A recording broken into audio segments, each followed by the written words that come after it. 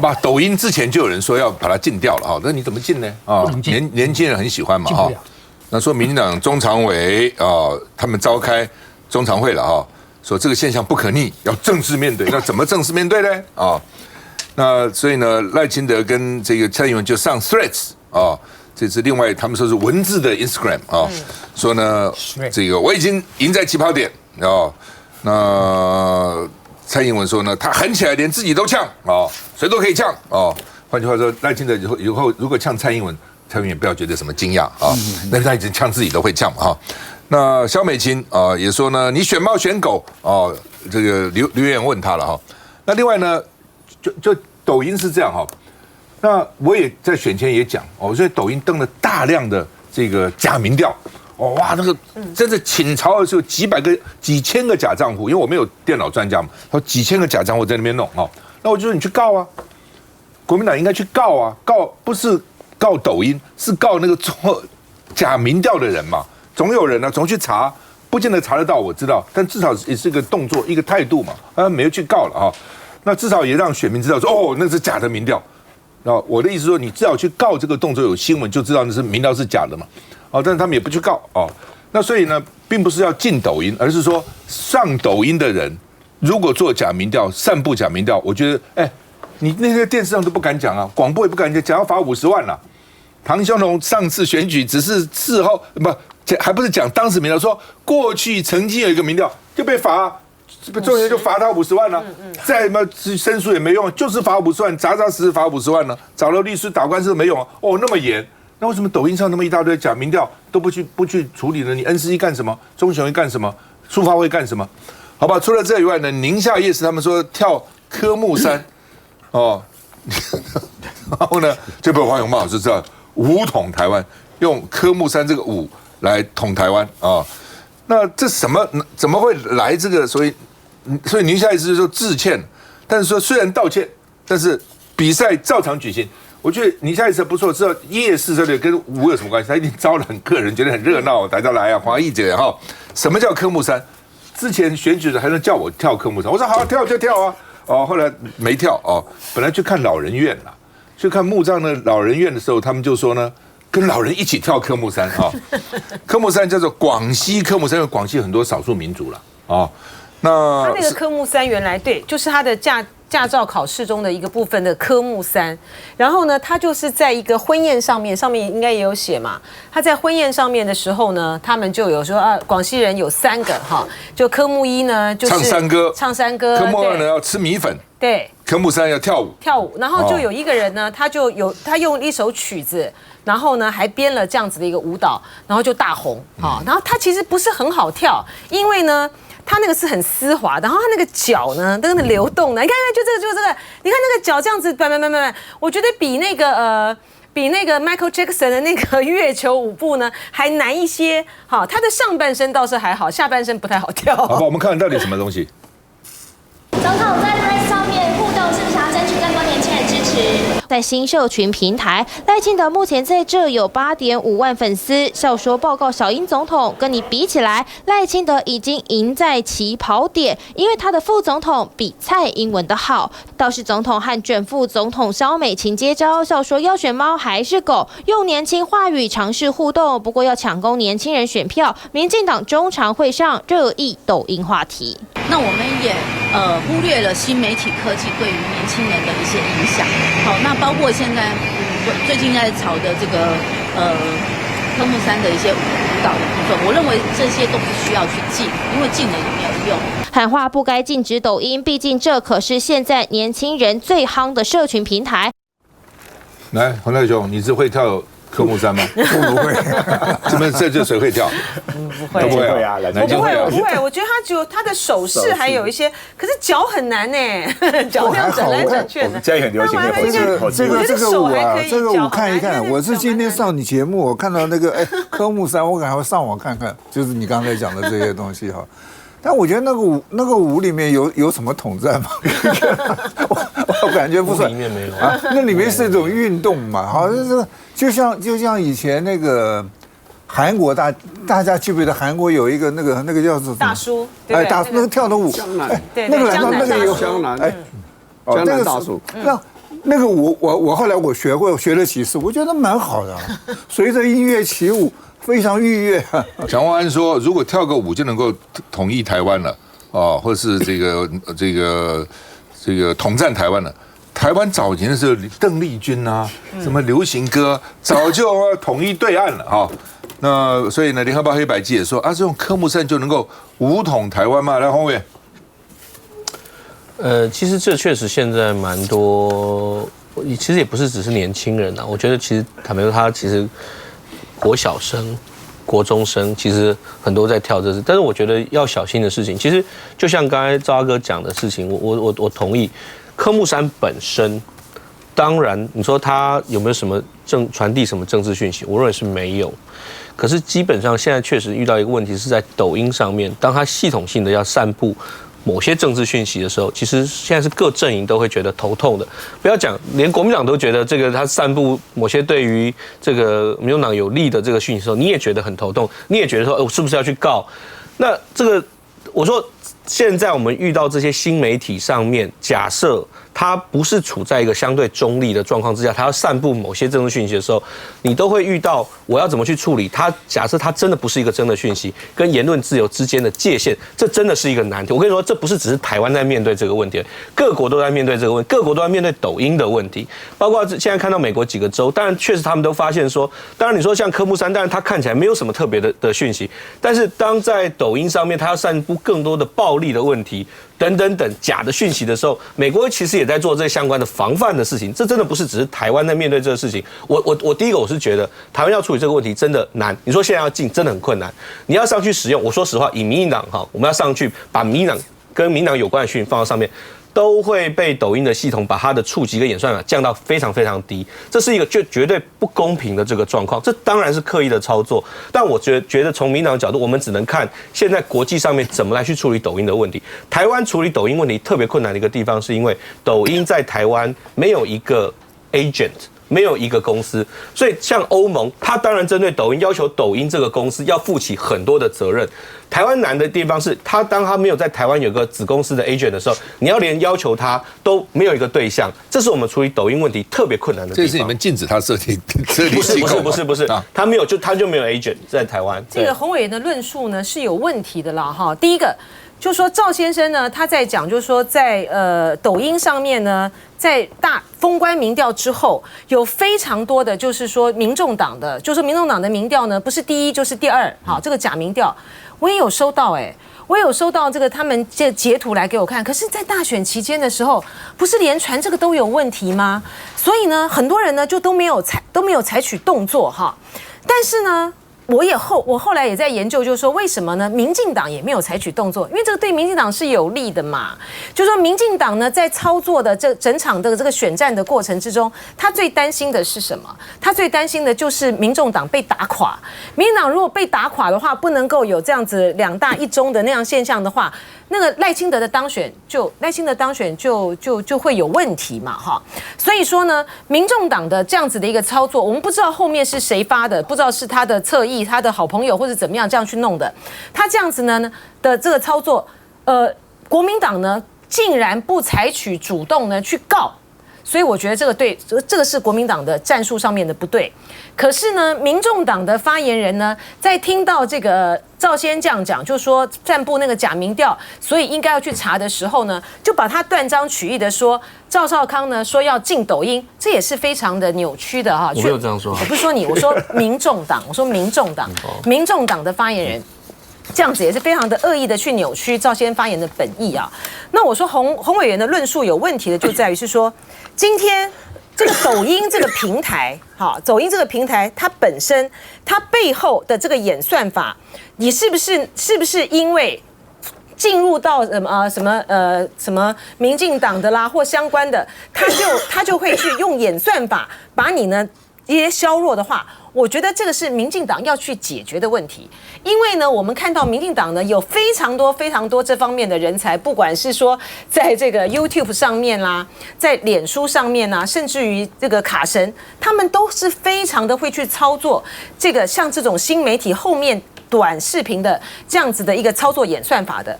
民进党呢，不能因为呢在今天的这一场仗上呢，是因为输人家了，所以呢就回过头来说，哦，他是因为受到什么样的控制啊，什么样的控制？我觉得这是不合理的。这第一个。第二个，您刚才提到的，不管说是什么毒品的问题啦，哦，还有去散播了一些很危险的。叫大家去尝试一些危险的动作，这个是全球性的问题。中国大陆自己也很头痛，美国也很头痛。可是呢，它跟禁抖音呢是两回事。所以说呢，民进党要去面对这个现实，就是抖音你是禁不了的。川普多痛恨抖音啊，他也不敢禁啊。拜登呢，他们这个很多的这个公务机关呢，他们也是不希望让他们去用抖音。可是你事实上，你所有的宣传还不是一样要透过抖音。所以说，这只是大家现在面对到一个新媒体时代的一个状况，而不能够说假国安之名来去说要去想办法啦，或是查禁啦，或者是说，然后再去制造那种舆论的想象，说抖音它先天性上面对于民进党不利，这个是不成立的。我给你看一下，我刚刚回去找。赵先，我等一下可不可以这是1月8号，1月8号已经封关了，不能够再谈民调了。光在抖音上的假民调有多少？这是我的同事帮他截下来的，这么多都是假的，然后这个，所以我才我没有证据有收集啊，但是不能播啊，连播这个都违法，而且传也不能传都不能传，知道吗？所以就痛苦这边，照理讲可以跟大家讲这是假的，也不能讲，去告，他们说告搞不好都等于要宣布嘛，搞不好都会被罚。所以就变成不要来，你说。我提一点哈，基本上各个像这种网络平台，它都会有一些规定，必须要符合当地的法律。比方说，如果这个状况的话，照理来说，抖音这个平台上布这个假民调，照理来说那时候散布这个民调的时候，这其实违反台湾的法律了，应该可以要求他把它给拿下来的。但因为抖音在台湾没有一个agent 在台湾，所以你变成没有要求他的地方，所以变成这个要求。我先不要讲禁止他，我先都不讲禁止他，但你要求这个平台要负起责任、负起法律责任这件事情，在台湾对他的要求是很困难的。我只是讲这件事情。那你们要不要欢迎他来这边设呢？我觉得可以，我觉得要逼他落地。我赞成逼他落地，因为好几个上次还被你们赶走那个什么那个阳明那个什么爱奇艺，他们本来设就叫人家不设的，所以反而叫他们在别的地方。抖音落地，然后对他进行监管。休息一下再回来。那你就欢迎。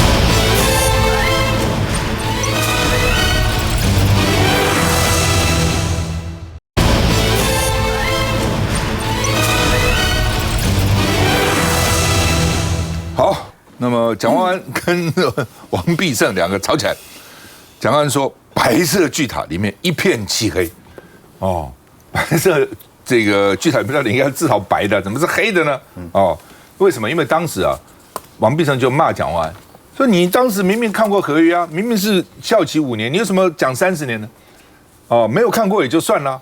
蒋万安说那个合约打起来里面一大堆都涂黑的，都涂黑的。有几种可能，一种蒋万安根本没有注意到几年，因为涂黑的很多嘛。第二个，就算注意到，举例来讲，如果我昨天讲过，再讲一次啊，你们可能这个。假如我原来说30年，合约一看说5年，我能出去讲吗？你们搞错了啊！因为那个合约是要保密的，我们是参加闭密会议啊。我能出来说那个合约其实是5年，你就泄密了。从合约的角度，你就能泄密了。我通通不能讲合约怎么样。那王必胜就咬这一点。你明明看过那个合约，你为什么不出来澄清？说不是30年是5年啊？所以呢，蒋万安说你他妈涂的到处都是黑的反正吵架嘛那王必胜就说你是混淆视听，是个贼那这个，然后呢，台北市政府就说，英伟啦发言人说你们手握行政权，中央行政权，还有麦克风骂街还骂人家是个贼那另外陈建仁说我们价格是合理的啦然后呢，这个郭正亮还是什么，反正有人说没有逐批检验，食药署说我们是逐批检验的，没有不逐批检验。那但是呢，也有台大的名誉教授纪伟珠跟刘仁佩，他是统计学的这个会士，我的学长他说呢，合约是不平等的，因为合约第一个你也没讲，人家为什么要做3期，你不做3期，你2期用这个桥接就说是可以了，而且呢3期还要有随机分派对照临床实验，跟我们讲那个抽样民意调查一样，要随机然后呢，然后分派还要对照，然后你就通过紧急授权，之后没有关系，你说当时很紧急，之后你要追加3期试验的结果，你也不追加，就是这样子，我就是这样子，老子就这样看你怎样。反正政府也买了，花了40亿，反正我的股价也从28变成400了，我的市值也从30亿变成800亿了。你不要弄，蔡英文、赖清德、陈建仁，什么都被绑拿出来打了，所以他就是说，这个是不平等的，就是说你当时没有做3期，你是否应该补做？他说这些国际大厂都做了，为什么就你可以不做呢？所以他说合约上是不平等的啊。那另外呢，哇，说中国又做出致死率100%的变种病毒，那到底真的假的？到底要干嘛？我们看一下。卫福部还有疾管署已经多次的说明，当时这个700块钱是为了在编列预算的情况下按照各方的资讯所定的这个价格，那政府只是用它来做预算的编列，在全世界都是这样在做。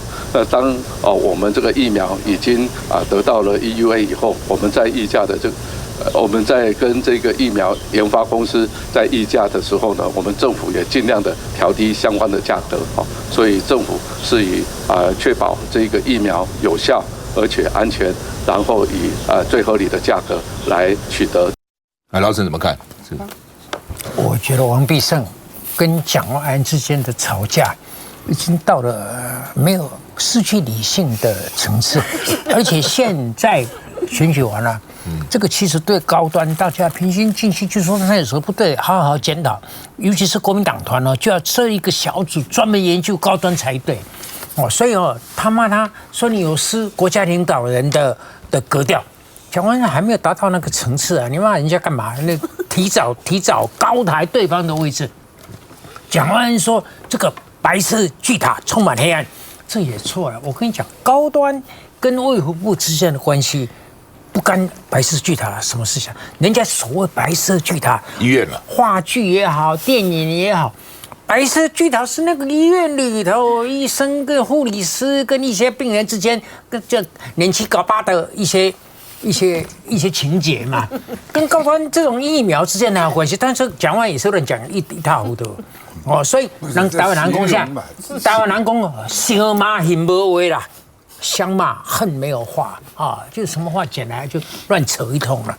但是我觉得高端既然你现在就揭开它里头的内容以后，大家真的看不出有毛病吗？既然是这样的话，既然没有毛病的话，为什么要拒绝公开那么久？那现在为什么现在公开了呢？因为选举没过了那这个就不能因为选举过了就。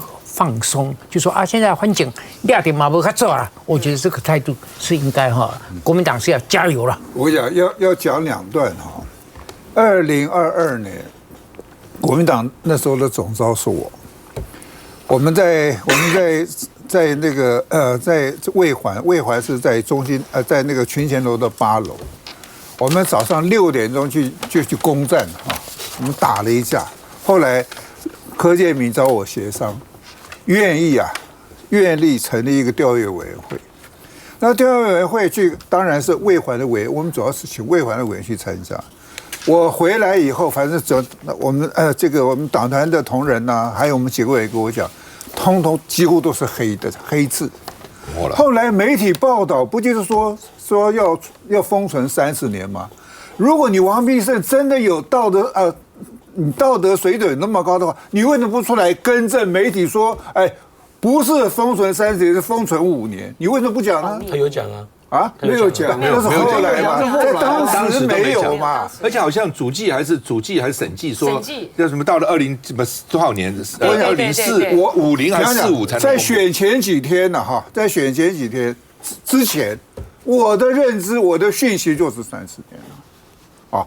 第二件事情呢？刚才说台大有2位名誉教授第2位教授刘仁佩我跟他认识他是台大农艺系的教授。我要跟各位报告，台大主要教统计的都在农艺系。他们有一门课叫实验设计，他们4个学分，哇，很重。台大没有统计系了，像我的母校中兴法政我们是有统计系，他没有统计系。那刘仁佩是台大农艺系毕业以后到美国去念了博士，他念的博士学校就肯塔基大学，跟我是我的学长。为什么农艺系要搞这个？因为最早统计是从农艺出来，配种。对，什么跟什么配实验设计嘛，遗传呢，就是靠了统计来。统计的发展来自于英国，英国后来有东印度公司大量的在印度啊发展一些农业，所以他的统计是从英国的农场、从印度的农场搞出来的这个科学。刘仁佩，我是为什么要讲这个？他拿到博士以后啊，他在美国待了很长的一段时间，他都在药厂。我们念统计，很多人大概有比例蛮高的到美国的FDA 啊，就是 Food and Drug 食品那个委员会，像台湾的食药署啊哈，他食药署就需要他们要很多统计的研究分析。刘仁佩就到了药厂，待了很久，所以他对这个流程，美国的 FDA 他是很清楚的。我在跟各位报告。高端在跟我们卫福部签约的时候，他只做到2期的期中间的中，最后期末报告，你看他偷懒不做，后来好像还是卫福部帮他做的，用到大数据帮他搞出来的。我平常讲哈，新的立法院的要2月1号就要开议了。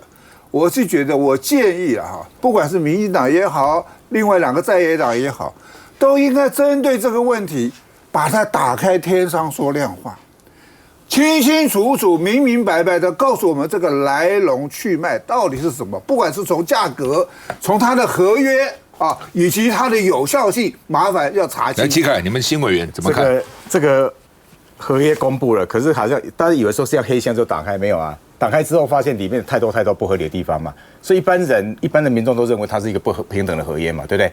光是那个价格为什么这样子？刚刚赵大哥讲的，为什么你3期没有做？更严重的啊，那民进党为什么一路帮他开绿灯？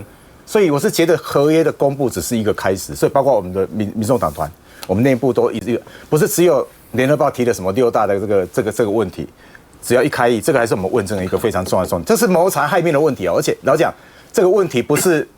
你看那段时间，因为高端这个事情，你包括你后来一些该进来的疫苗没有进来，有多少人因为这样枉死的？所以我这是很严重的问题啦。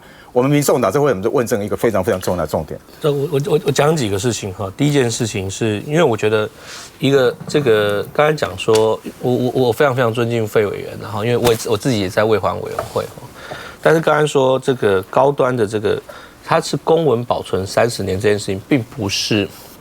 只是只有最近才在讲的，这个新闻是2022年的新闻，当时其实就不断说，它并不是封存30年，不得公开30年，是公文保存要30年的时间。当初的新闻其实就讲，为什么不早一点？对，为什么要等到选后再公布？那就早一点，那时候我先讲完，全民都要求。我先讲完第一个事情哈。第二个事情是我完全同意，今天把高端的合约以后，大家可以来仔细的检视，挑毛病我都赞成。不是挑毛病了，检视了。好，把它解释清楚。我觉得用严格的方式检视，我都赞成。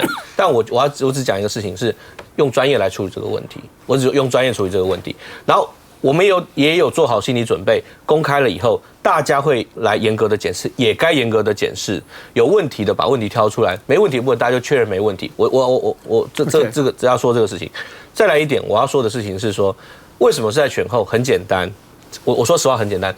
我在这边我可以跟大家说，我也不喜欢高端这家公司，当时坦白说，记不记得那个王宏威委员不是爆了一个说啊什么薛委员跑来跟党团讨论，当时党团就问能不能公开，就把它公开了。当时是薛委员来党团，跟民进党的党团就来讨论，能不能就把它公开了。当时包括几位服务说，大家也想公开，但是确实要跟高端谈，因为这个公开这件事情需要2边都同意。那后来高端说好，那他要来开董事会，这个整个进程其实就是这样。当时大家也说，那就把它公开吧。这个都是推卸之责，你们跟高端在演双簧啦。我告诉高端这个狗吃的东西是谁给他的？狗食是谁给他的？他要开董事会，他可以马上立即开紧急董事会。哪需要拖这么多天？你们就怕影响选情嘛？很重要一件事啦，我觉得蒋万安说白色巨塔一片黑，这是没有错的。我跟你讲，立法委是拥有文件调阅权，你调来文件，谁叫你涂黑涂得这么厉害？我跟你讲，达正案的召集人是我，文件调阅委员会，我告诉你，没有一个地方敢涂黑的，而且里面都是机密资料。我问你，你们这个高端的这个东西，合约上面有写机密2个字吗？我们调来看的，放在立法院一个房间里面，谁都可以进去看，只是不能拍照片。我告诉你，没有，全部都是机密，没有一个地方是涂黑的。你们就是心里有鬼嘛，怕见不得人嘛。而且还讲哦，我们这没有比较贵啊，没有比这个Pfizer 这个贵，也没有比莫德纳贵啊。你要搞清楚一件事，第一个，人家没有拿你政府补助你高端拿政府补助4亿多第二点，那从外国进口进来这一路上冷链的处理多麻烦，要多花钱的。你住在台湾，你省很多的事，省很多的钱，省很多的时间，而且你拿了政府的补助，然后你还敢讲说我的价格没有人家的贵，而且人家世界承认了，你们是谁承认啊？你们就民进党政府承认而已啊。而且它不需要冷链，休息一下再回来。